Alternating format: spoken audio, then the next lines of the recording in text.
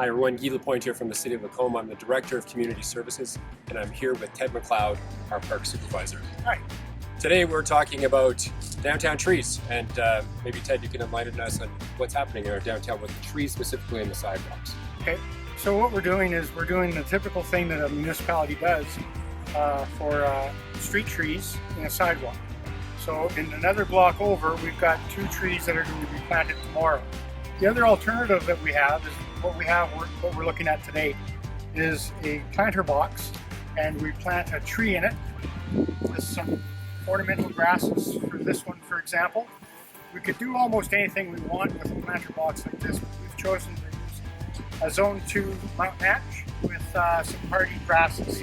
Well, the biggest challenge is to leave enough room for pedestrians, and basically there's not usually enough room for a street because you need to have enough room for traffic quite often in both directions, and then you need sidewalks on at least one side. So when it comes to street trees, they take up quite a bit of room, and so we try to get some extra room for pedestrians and that kind of thing. The other thing is, what we don't see is what happens below ground. And so there's a root system attached to every tree that we plant, and it's always planted in, when it comes to a street tree, it's usually planted in some form of gravel or washed rock, that kind of thing. And so that's a challenge for the root system to penetrate through that and to actually grow and be healthy and reach a mature size.